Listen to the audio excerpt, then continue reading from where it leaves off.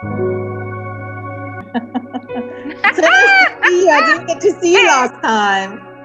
It's coming together. And you're so nice and summery and freezing. Look at me with my 3 layers. I can see, man. It looks very dark there and a warm top.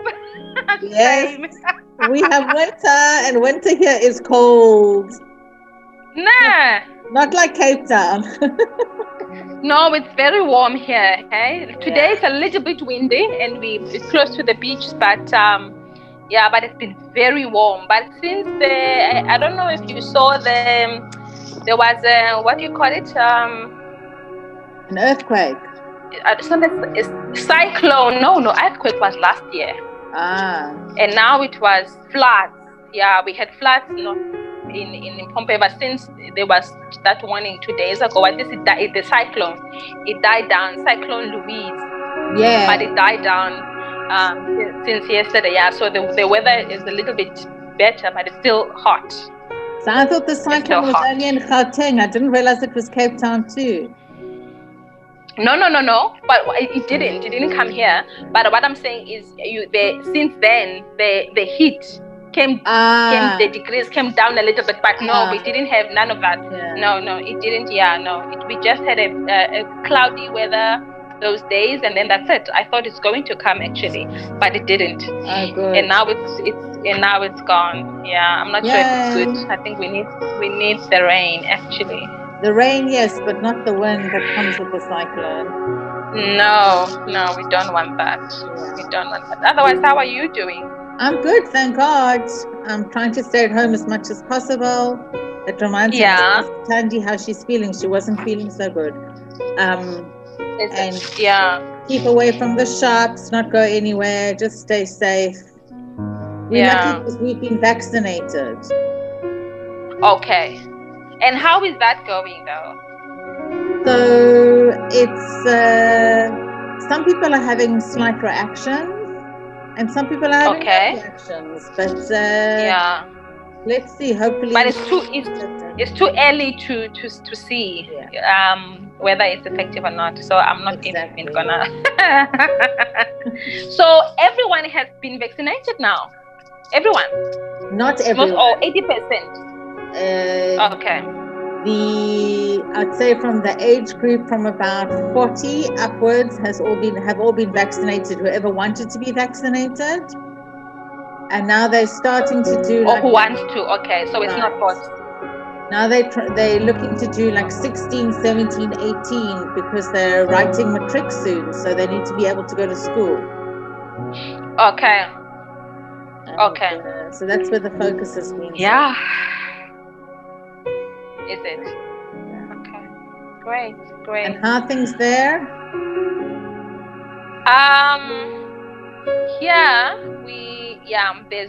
There's the big talks now about the vaccine, and have to say there's division in terms of whether this vaccine is good, as you know, like with most countries. But the most of talk is about that. But it's been stable. I mean, we've been on level 3 now, you know, and I think it's a little bit more stabilizing than where we are. I'm mostly here in the Western Cape. But the vaccine is a huge focus in the talks for business as well. You know, they partnering with government to drive that agenda. That's another story altogether. Yeah. No, it's a nightmare. Yeah, not simple. No, it's a nightmare. I'm not too sure about this vaccine story. So you know that I was very not anti, but I was very hesitant. I was like, it's a vaccine, we don't know, we don't understand, there's been not enough research and all of this. And then spot on. But then a friend of mine who is also a religious Jew like me, and she's an artist. Okay. And she posted on Facebook a cartoon. And she drew She drew the Jewish people coming out of Egypt after the 10 plagues. Okay. And interesting. She wrote, maybe we should go back to Egypt. It wasn't good there, but at least we knew what we were heading. Maybe the sea won't part for us. Maybe God won't look after us, etc. And then the next picture was them in the desert collecting manna. And the question was, should we eat this manna? Maybe it's poisonous. Maybe it won't sustain us. And I read this and I was like, you know what? She's right.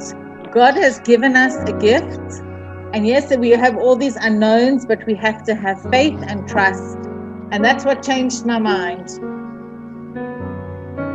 It's interesting. It's very interesting, Martine, because I was waking up today saying to my husband, I'm not going to have this vaccine, honestly.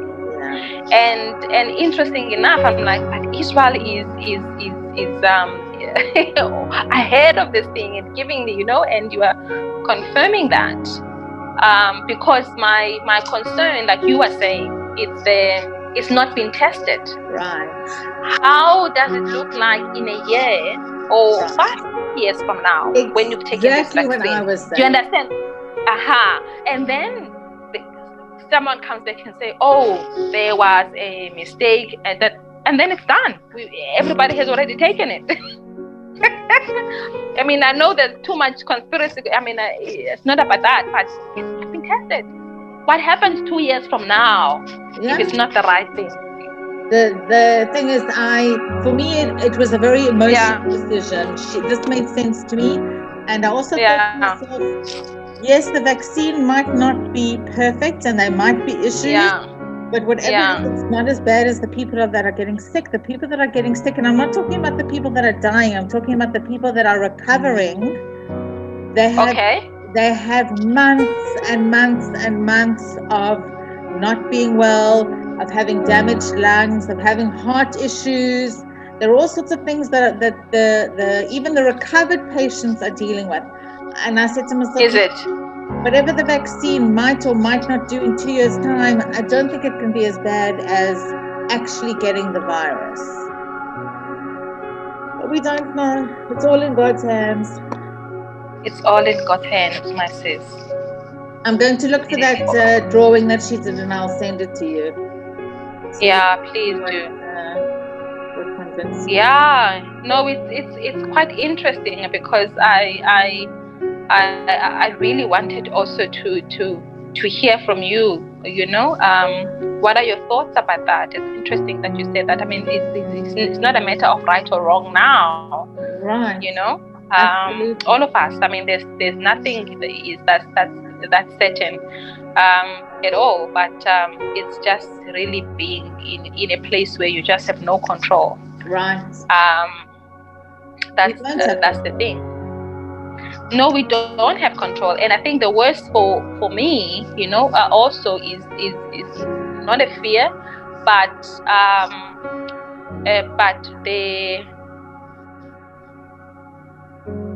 the thought of this being connected to the mark of the beast, or one world new order, whatever you wanna call it. Do you understand?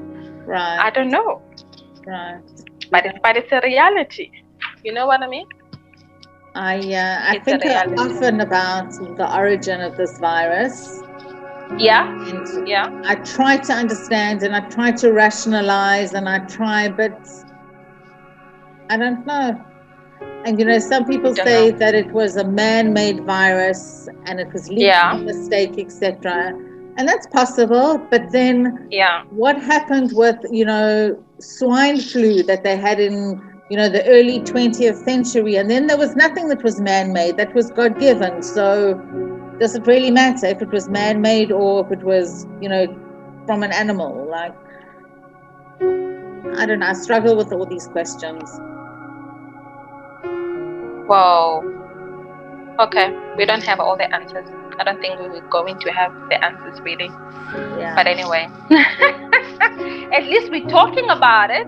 Exactly. And I'm excited that we're hearing from Israel. I love it. I love that you reached out to me. I love that we're connecting. And I really appreciate. I mean, there's always something more to what we see. I think from a biblical perspective, for me, the reality is we cannot judge things. I think that's the thing. We cannot judge things by what we see. You know, biblically, we have to spiritually discern. God, what is this? Right. What is the meaning of this? Do you understand? Otherwise, we'll go crazy trying to analyze. Is it evil? Is it what? Is whatever? Is what it? We can only discern. We can only discern. And we can also have the as you say, we have the choice to decide how we're going to deal with whatever is put in our path. That's where our choice comes in. We have, each and every one of us. There's no right or wrong.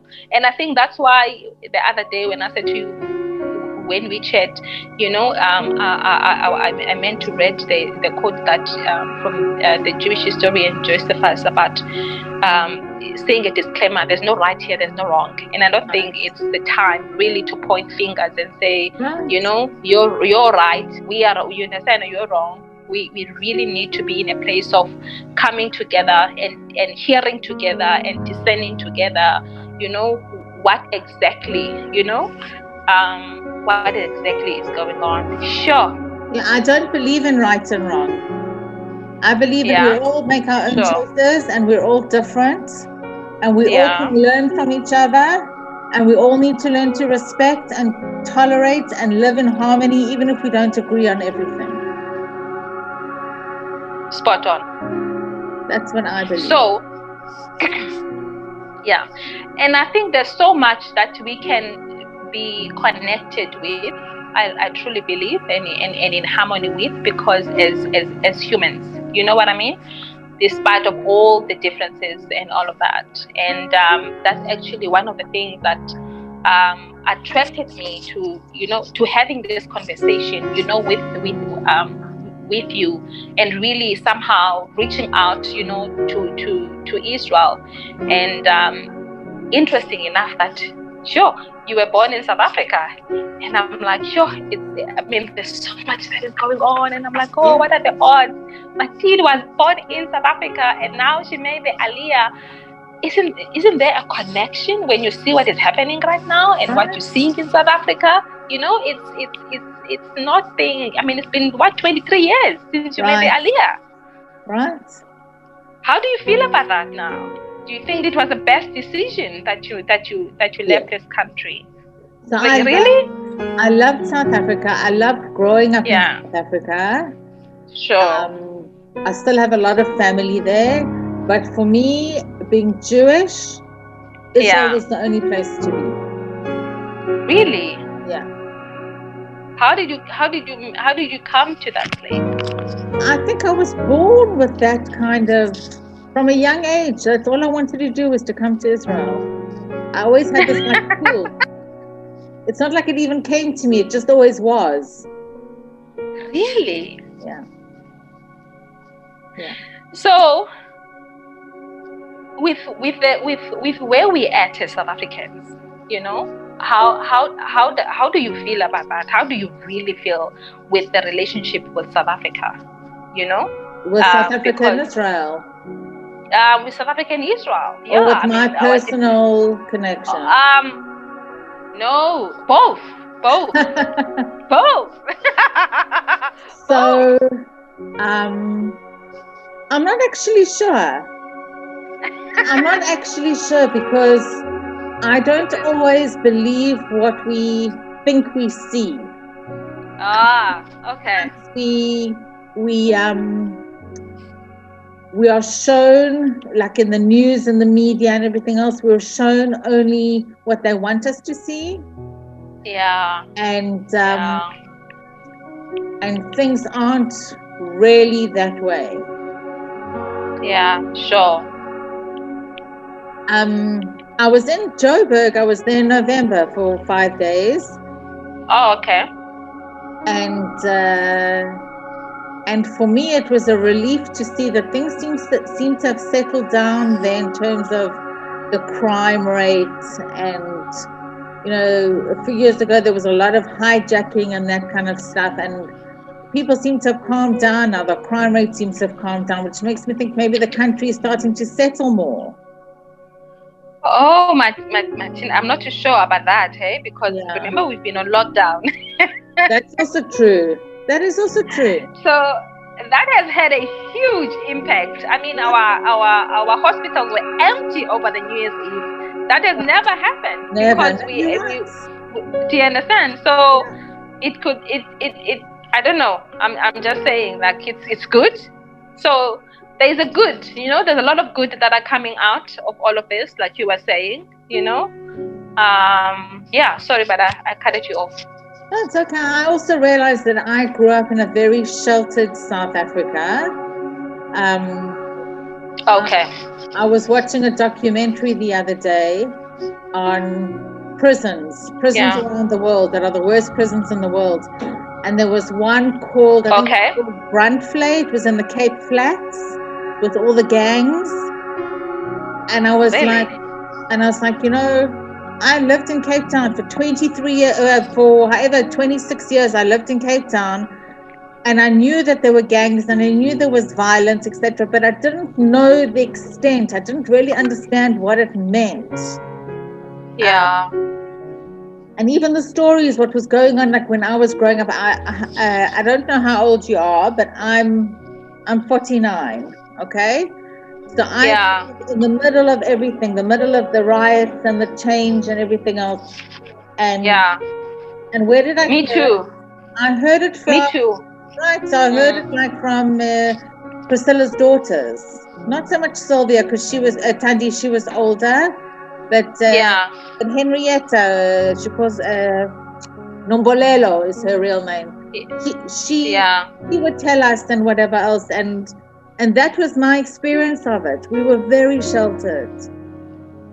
Yeah. And so I think there's a large part of South Africa that maybe I didn't really know. Like I knew, but I didn't. Yeah.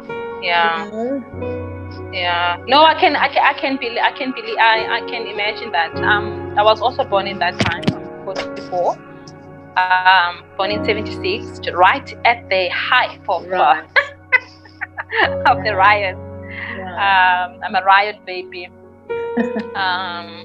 And and I can imagine that, Martin, because even for us, growing up, we didn't grasp what was going on, because our parents, speaking for myself as well, they protected us from going to places where we would see whites only or not. Do you understand? I've never seen that. Why? Because I was sheltered. Do you see? So not to go and see. It's interesting. Do you understand? Yeah, I didn't. It's only afterwards that you realize, my goodness, this is how the environment in which we were growing up in. But at the end of the day, we were sheltered, like you were saying. What? Right. You've gone on mute. I can't hear you now.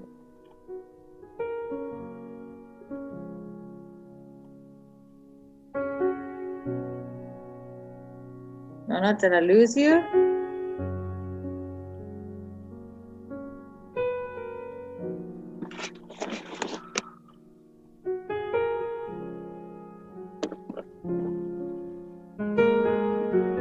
Yes, I'm back. I got cut off. Okay. Got to love technology.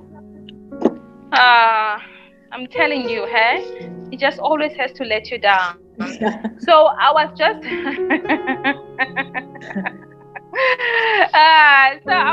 I just wanted to agree with you, is that really the division of apartheid is not just for the white community or the black or the colored, but I think it was so well orchestrated that our parents or or leaders make sure that we are protected, in all the corners that we're in. So most people in what now I understand, they actually didn't know. Right. Do you understand? Yeah. It's like now saying, but how could you allow? I mean, even now, there's so much that is going on around us. I mean, for example, Nyanga is one of the violent communities in Cape. Do you know what I mean? But I don't know what is going on there. Where are you in Khayelitsha? Yeah, no, Nyanga is close to Khayelitsha, Stoke Gugulethu. Basically, yeah. You know what I mean? Well, it's more or less the same, but Nyanga is like even worse. Right. The stats of violence, they have just been really, really, really crazy, but you just don't know. So even though you might think sometimes, but how could any normal person, allow such things to happen? But when you are protected, you're just protected. Right. You don't even realize. You don't even realize that the walls. I mean, they are coming down. I mean, we're not where we hope to be, but the walls are surely coming down. You're seeing them. The walls of division is slowly coming down. But they were there really, and we couldn't know that what is really happening. In the other communities, and it's really up to us, like you were saying, for each of us to make that decision of knowing what is actually going on, and it's actually biblical as well. I mean, in Psalms it says it is for God to conceal a matter, but it's for king to search it out. So it is our responsibility to really understand, why did we find ourselves where we are? Why? Right. Why are we so separated? Why? Yes. I know apartheid was there, but you know what I mean. But we can't really point fingers. I mean, I look what is going on now. I mean, it's not like we are doing so much. Nobody wants to go back to where we were. Do you understand? But the violence and the evil and the human trafficking and the women abuse that is happening now, it's escalating. It's shocking. But you know what? Shocking. I think it's I think it's not just South Africa. I think it's the entire world. I think the whole world has just gone to a level of I don't know what.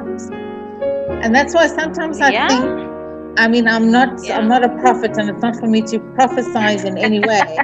But sometimes I think, when I think about Corona, and I think to myself, maybe it's like a flood. Not every flood, like Noah's flood, has to be water. Maybe for some reason we had to cleanse. I don't know. This is just what goes through my mind. Am I cuckoo? Do you think I'm cuckoo? I love it. Okay, good. I'm telling you, it's true. I mean, I think it's true. Because God can do anything. You know what I mean? That's why I was saying to you, but why did you make Aliyah? Why did you do that? Because God will shake for us to be in a place where we need to be. Right. Do you understand? Because you're saying that, I knew that's just for me. I need to go back. I need to go back to Israel, and that's actually biblical to make Aliyah. You know what I mean? Yeah. So, but others, other Jews, they don't want to do that. But you have to go home. The first time I came, I spent the whole year crying out of I was happy. I would be walking in Jerusalem and I'd be like, wow, I'm in Jerusalem, and I'd be walking in one area and they said to us, this is where David and Goliath fought. And I was like, I'm right here. I'm in the Bible, I'm in the I don't know. Wow, Martine. Wow, that is just so amazing. I mean, I've only been to Israel a couple of times, but only through prayer. It doesn't matter why, you come, but just to be there. And for me, it's just been so really heartbreaking for most of the Christians not to be able to connect, to with Israel as a biblical what you call it. It's such an important. It's not. I wouldn't even say it's a pillar. It's the city of God. It's my city. Jerusalem is my city. Exactly. You know what I mean? It is, but we cannot ignore. I know that the many thousands of years that have caused so much division and pain. We cannot ignore them. But we like I said, I mean, we have to start somewhere, Some truths have been hidden from us, and I think it's our responsibility. I totally 100% agree with you, but each and every one of us need to make that decision. It's not about what is right or what is wrong, who did what, who did not do what, but where I am, where we are. How did I get there? For me, as a believer, do you understand? What is it that I'm seeing? How did things come here? We need to do our own search and introspection and make our own decisions. So I totally see why. I'm not saying you're crazy. I totally see what you are saying, that this is a flood, because really God cannot allow, like you are saying, things are going way out of hand, way everywhere. It's not about South Africa, it's not about whatever, but they're going way out of hand. And maybe He's allowing this. It's not a matter of just pointing fingers. He's allowing it, but we just need to be sure that we are in the ark, whatever that means. Exactly. For us, exactly. we just need to be in the ark. Exactly, and to behave like Noah, whatever that means to us. Yeah. Whatever that means to us. Yeah. Because he was found righteous. That's why he was able to be in the ark. Exactly. For his time, he was found to be righteous. Exactly. So what does it mean for me? What does it mean for you? What does it mean for us to be in a place of righteousness, so that this flood, we can make sure that when it ends, because definitely the rain is here and it's going to continue to rain. So at least so that we know that at least when it's all done, we survived. Right. We are able to come out of it and rebuild. Right, absolutely. Yeah, that is my hope. Yeah. Awesome. It's amazing. I've got so many questions for you. I'm going to save them up now for next week. You're going to send them for next week? Yes. Just one more question though. Yes. One more that I would like to ask. The new administration in the US, how did the relationship with America and Israel, how did it affect on the ground the operations on a practical level? How did it? What did it do? Not with America, but even with the Arabic communities and all of that. How did it help? Did it help the relationship with the Palestinians? President Trump, as crude and outspoken and maybe badly behaved he was amazing. Sure. For Israel, amazing. We have agreements with United Arab Emirates. Saudi Arabia. With the United Arab Emirates for the first time ever. We have with Morocco, we have with Bahrain. There are a whole lot of Arab countries that we never had. Really? Oh, wow. It's called the Abraham Accords. And we basically, right, and that was all Trump and his son-in-law, Jared Kushner. Yeah. And for us, he was amazing. Yeah. I don't know why the Americans all hate him. Yeah. Maybe they saw something that we didn't. Yeah. And, for Israel, he was excellent. Excellent. Yeah. My husband's American, by the way. Oh, is he? Okay. I get it from that side